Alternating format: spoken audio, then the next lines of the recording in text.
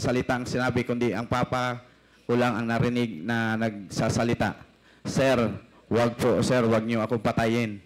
Diretso, putok na, pum. Tapos, yung katiwala niya, gustong yumakap sa kanya, na itry i-save siya, binaril din. Kerwin, kanina, while you were delivering your opening statement, I observed that you were crying. Umiiyak ka. Can you please enlighten us why? Kasi sa panahon na nandoon ako sa EIDG, na nakaburol ang Papa ko, humiling ako sa mga pulis doon na sana pagbigyan nila ako na makauwi.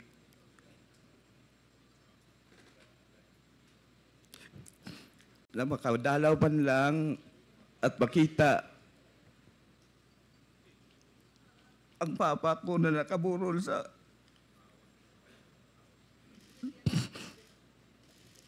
Magandang buhay, Kapinas. Kerwin Espinosa naging emosyonal at napaiyak dahil sa sinapit ng kanyang ama na nooy biktima ng extrajudicial killing ng nakaraang administrasyong Duterte. Isiniwalat din niya ang mga taong sangkot at kung paano pinatay ang kanyang ama. Narito ang kanyang mga pahayag.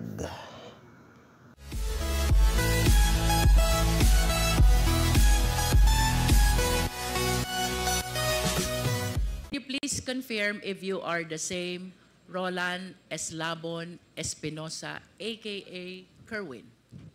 Kayo po ba ito? Opo, yes po, Your Honor. And do you confirm the truthfulness of the contents of this affidavit? Opo, Your Honor.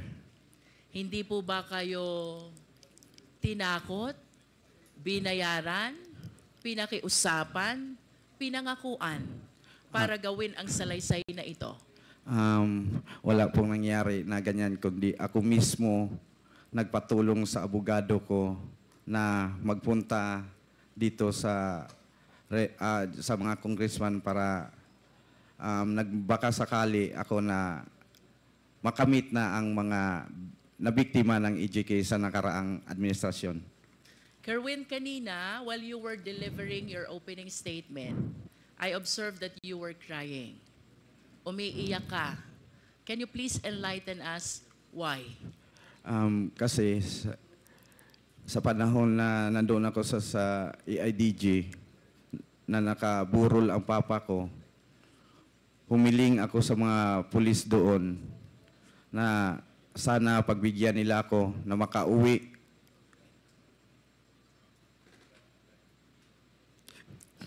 Na makadalaw man lang at makita ang Papa ko na nakaburol sa...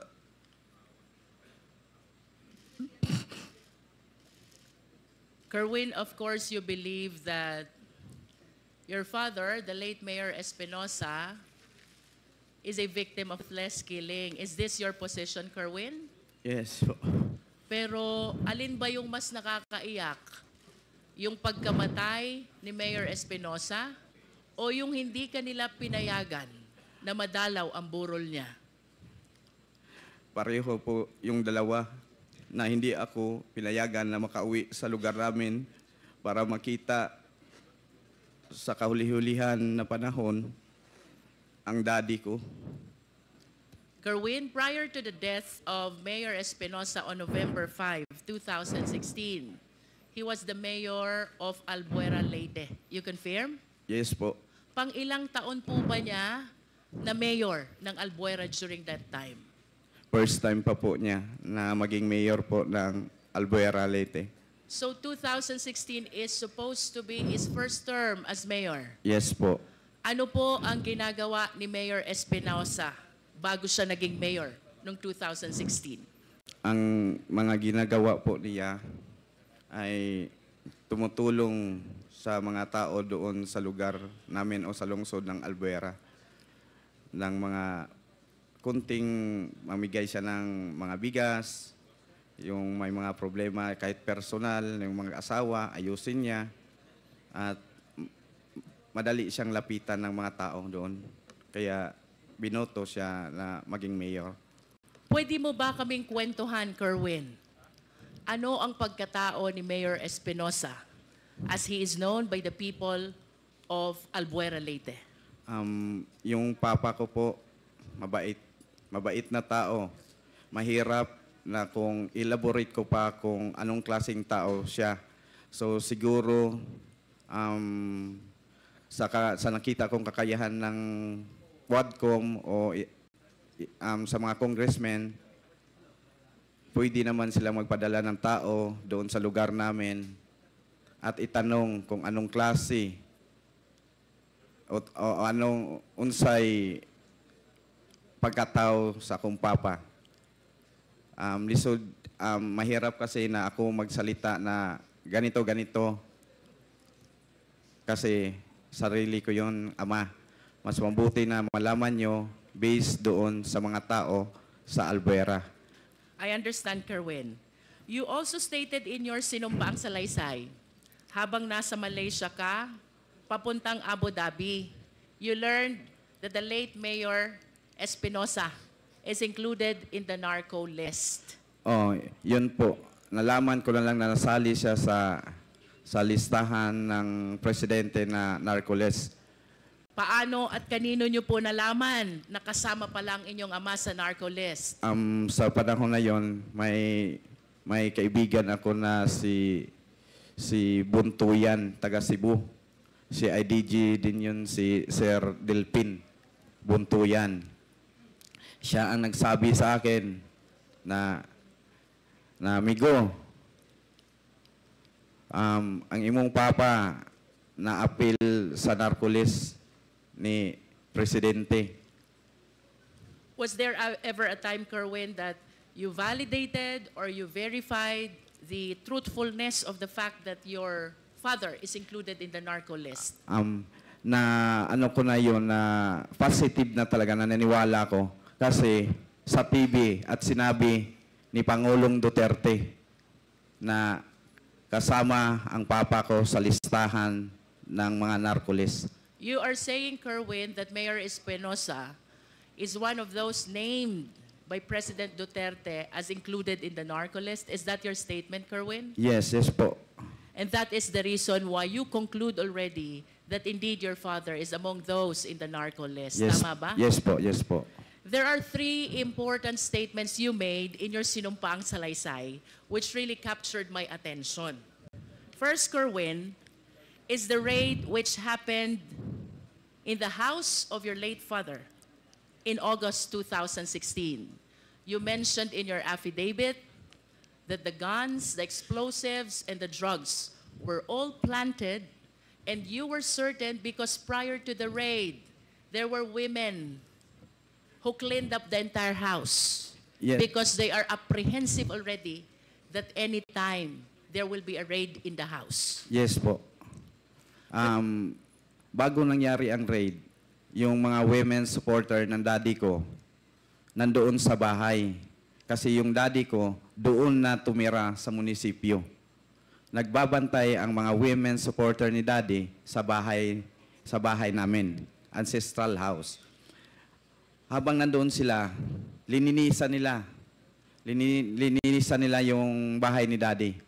At yung sinabi, nandoon daw sa nakita sa cabinet, sila mismo nagtaka kung paano nakita na merong mga illegal na bagay doon sa cabinet. Samantalang ang dami nilang naglinis na wala silang nakitang droga. Can you please confirm for the record, Kerwin, ano ang mga nakuha ng PNP operatives during the raid of August 2016 in the place of residence of the late mayor? Sabi daw nila, based on sa ilang report, nakakuha sila kanog 11 kilos nga shabu dito sa ilalim ng cabinet. At mga mga baril doon daw sa loob ng bahay ni Mayor. At may mga pampasabog doon din nakuha sa loob ng bahay ni Mayor. Kung isipin natin, 11 kilos, hindi kaya yun nakita sa mga naglinis na mga women's, ang dami nun, at ang mga baril, at ang mga bomba. Ilagay kaya yun ni Mayor sa loob ng bahay na mga sumasabog na mga bagay at mga mahabang baril? Yun ang sabi nila na nakita daw nila doon sa loob. Pero walang kahit isa na taga-Albuera na maniwala sa kanila sa report nila na may nakuha doon. Kasi ang nagbantay sa bahay ni Mayor, yung ancestral house namin, nasa 70 ka mga babae nandoon sa bahay. Binantayan talaga ang bahay namin. Inano sila ni Joby na magkaroon ng raid, kaya tumakbo na sila. Natakot. So you deny, Kerwin, the legitimacy of the raid or the operation that was conducted by the police operatives on August 2016? Opo. And can you please state for the record, sino po ba ang namuno? Sino po ang team leader ng naganap na raid sa inyong tahanan nung nasabing petsa? Si Mr. Joby Espinido po. Can you please state his full name? Police Colonel Joby Espinido. Mr. Chair, may we know if we have Colonel Espinido here? To the information of the Honorable Luistro, he sent us a letter of excuse in today's hearing. Thank you, Mr. Chair. For the satisfaction of the Filipino people, just to make sure that Kerwin is aware of the identity of the one he is naming as Colonel Joby Espinido, may we request the Secretariat to flash a picture and let's hear from Kerwin if he will be able to identify who this person is. Yes po.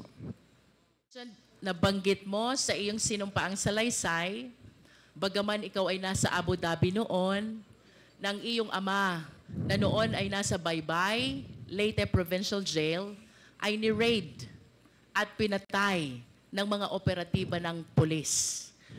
Nasa Abu Dhabi ka noon at ikaw ay nagtiwala lamang sa testimonya ng mga taong naruroon sa insidente. Nevertheless, Kerwin, can you please share to the Filipino people, what do you believe? Ano yung pinaniniwalaan mong tunay na pangyayari sa loob ng Baybay, Leyte, kaugnay ng pagkamatay ng iyong ama? Naniwala ako doon sa mga nakapiit sa loob. Kasi sila ang nakakita at kitang-kita nila sa dalawang mata at narinig nila ang mga putukan. Kitang-kita nila from the very beginning, pagpasok sa selda ng aking ama.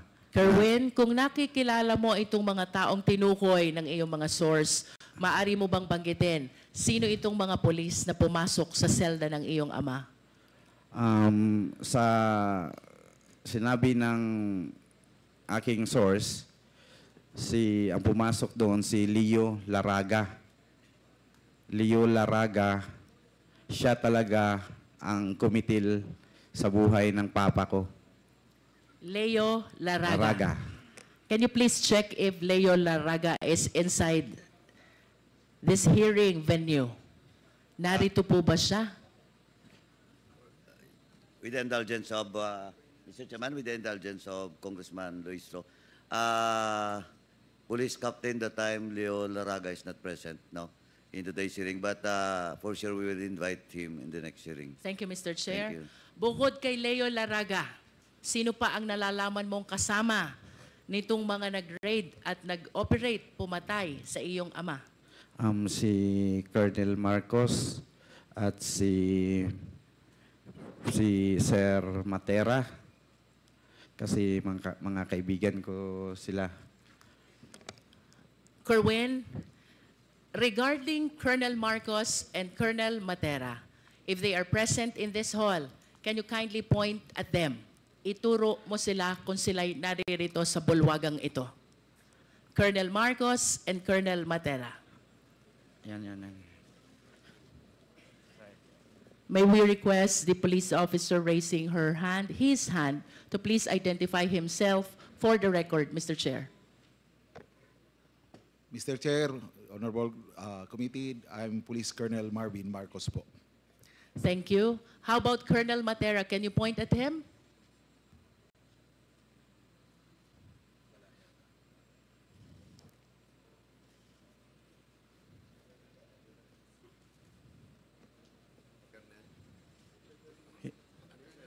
Hindi, wala dito. Hindi ko It's nakita. okay, Kerwin, if Colonel Matera is not present in the hall. Okay lang yun. Opo. I am certain that the quad will be inviting him as well.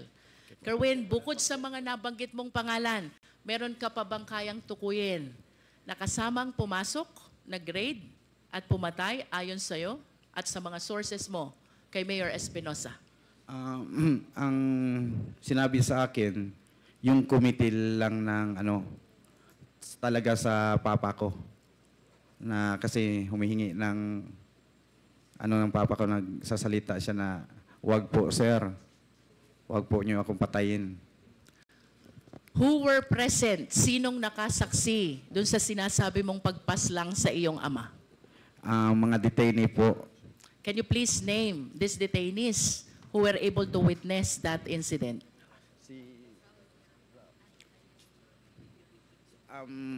A certain Dondon na taga sa amin sa Albuera.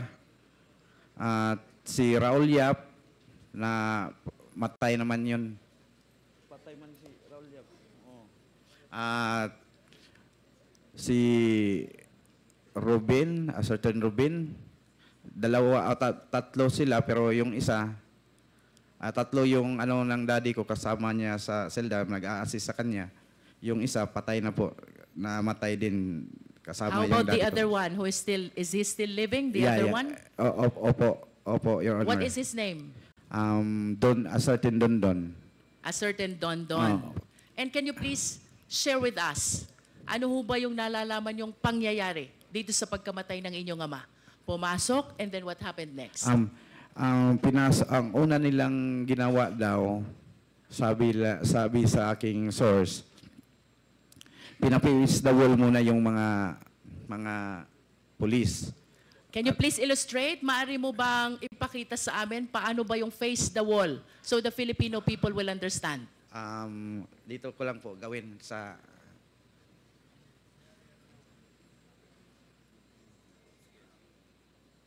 Pagpasok ng mga pulis, ang ginawa, pinutukan sila ng baril at dinisarmahan ang mga Can you please provide a microphone to Kerwin? Baka abot yung nakay Comsec.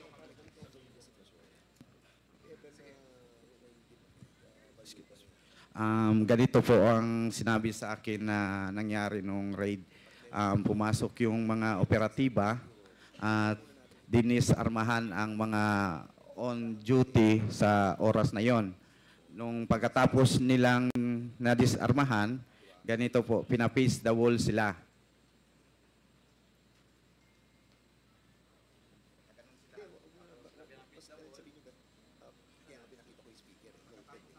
Sino yung sila na tinutukoy mo na pina-face the wall?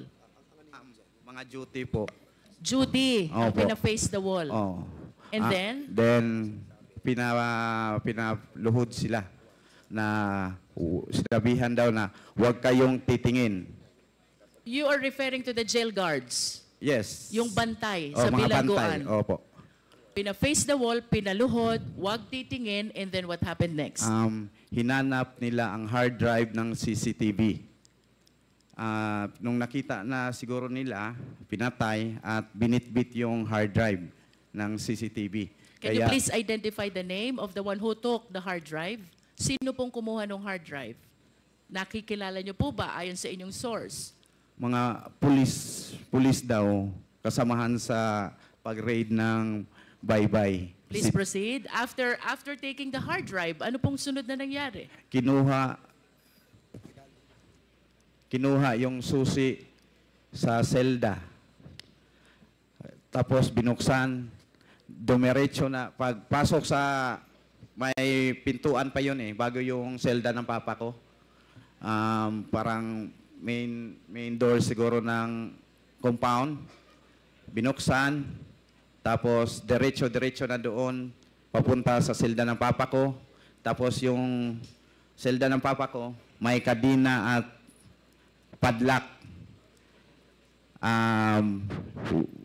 Binuksan rin, kinuha yung susi noon, binuksan.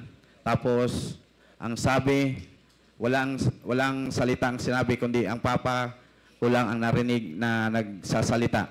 Sir, wag po, sir, wag niyo akong patayin. Diretso, putok na, pum. Tapos, yung katiwala niya, gustong yumakap sa kanya, na itry i-save siya, binaril din. Sino itong katiwalang Raul Yap. Raul Yap. Opo. Anong ginawa nitong pangatlo na kasama pa? Nakalublob sa ilalim ng tarima. Ano yung tarima? Yung higaan po, Your Honor. Nalalaman mo ba kung ilan ang naging tama ni Mayor Espinosa?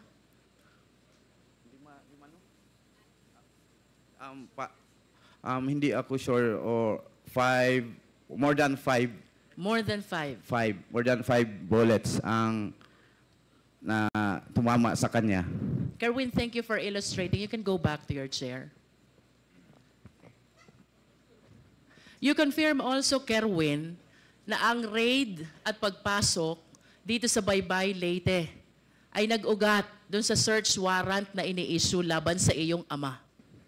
Tama ba yun? Opo, Your Honor. Nalalaman mo ba kung sino ang huwes na nag-issue ng search warrant? Kasi tatlong judge ang kinuna nila na mag-apply ng search warrant. Si Judge Argelies nag-refuse. At ang sabi ni Judge Argelies na ba't kailangan pang mag-serve ako na nyo ng search warrant nasa loob ng kulungan ang tao. Nag-refuse si Judge Argelies. May judge na certain Janet ba yun? Ha? Janet, apelido niya? Cabalona. Saan yun? Doon sa Samar, yun ang nag-issue ng search warrant. Sa pagkakaalam ko, yung si Janet Cabalona ay parang relatives ng asawa ni Sir Laraga. Pwede, Mr. Chair, pwede magtanong? Sige. After perhaps we conclude the interpellation, Mr. Chair. Pagkatapos ni Congresswoman Jinky, bago tayo pumunta sa susunod na magtatanong, tsaka mo sabihin yan. Okay po. Mr. Chair, our resource speaker mentioned already the names of the judges. Some refused to issue the search warrant, while there is one who did issue the search warrant. I just wish to manifest, Mr. Chair, that it is very unlikely in the practice of law that a search warrant is being issued to search a confined place, much more a detention facility. That is for the record, Mr. Chair. Kerwin, I'm leading to my third question. November 16, 2016, through the coordination with the Interpol, iniuwi ka dito sa Pilipinas. Pagdating sa airport, you were arrested at sinalubong ka ni Senator Bato de la Rosa. Nakikilala mo ba si Senator Bato? Siyempre. Bakit mo siya kilala? Matapang yun. Puro barilan-barilan ang hahamon sa TV ng draw sa mga illegalista. What else do you know about Senator Bato? Bago pa siya naging senador, nasan ba si Senator Bato? Chief PNP yun po, Your Honor. Chief PNP. Ano? Okay, can you please identify the picture on the screen? Sino ba yung nasa screen? Siya po, si Bato de la Rosa. During that time, ano bang assignment ni Senator Bato during that time? Yang kwento mong insidente, nasan siya noon? Siya ang Chief PNP. Yes, you stated in your sinumpaang salaysay na may sinabi sa'yo Opo.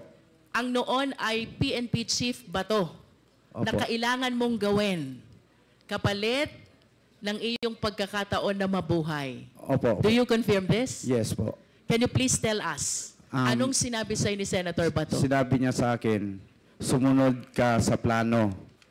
Kung sumunod ka kung sino ang babanggitin mo para maligtas ang buhay mo. Kung ayaw mong sumunod, ikaw na ang susunod sa tatay mo or isa sa membro ng pamilya nyo may mangyari na masama. You mentioned about plano. Can you tell us, ano ba yung planong tinutukoy? May mga pangalan na pinid sa akin, sinubo, at babanggitin ko sa aking testimonya o sa aking salaysay sa Senado. At maaari mo bang sabihin, sino ba itong mga taong ito at anong gustong ipabanggit sa'yo ng noon ay PNP Chief Bato? Peter Lim, supplier daw ng shabu, pero nandyan lang, tapos hindi na huli-huli. Tapos si Senator De Lima, protector daw sa mga shabu, mga nagtitinda ng shabu sa loob ng Bilibid. Protector daw si Ma'am Laila. At yung iba pa, si Lovely Impal, si Jiraham, si Peter Ko, ganon. In Sila other po. words, Kerwin, ang gusto ni PNP Chief ay banggitin mo itong mga pangalan na ito na may kaugnayan sa illegal drug operation. Tama ba yun? Opo. At ito ba'y sinunod mo, Kerwin? Talagang sinunod ko po kasi... Bakit mo to sinunod? Of course, alam mong mali ito. Oo. Di ba? Bakit mo sinunod ang utos ng noon ay PNP Chief Bato? Kung siguro kayo, kung kahit sino naman sa atin na mga tao dito, nandito sa loob ng Quadcom, talagang susunod dahil kapalit na yon ng buhay mo. At lalo na pag may mga anak ka pang maliit na sabihin na susunod ka na sa papa mo kung hindi ka sumunod sa aming plano. Mr. Chair, I wish to make a manifestation that with respect to the raid of the house of the late Mayor Espinosa, which happened in August 2016, our resource speaker, sadly speaking, has no personal knowledge. So, taking from his statements that there were women who were guarding the house and even cleaned up the house, reason why they are certain that all the guns, explosives, and shabu were merely planted by the PNP operatives, I respectfully move, Mr. Chair, that we invite these women, and I hope Kerwin will be able to name who these women are in order to substantiate the testimony that Kerwin Espinosa has given to the Quadcom. Second, Mr. Chair, with respect to the raid and the killing incident of the late Mayor Espinosa in Baybay, Leyte, we are suffering from the same predicament because, as admitted by Kerwin, he was still in Abu Dhabi during the time. So, to determine the veracity of the information that he was able to receive from his sources, I respectfully move as well, Mr. Chair, that we invite the third inmate by the name Don Don, who was inside the cell of the late mayor when the killing incident happened. I wish to ask Kerwin to name also the jail guards who were on duty during the time, likewise to substantiate the information that he has given to Quadcom already, Mr. Chair.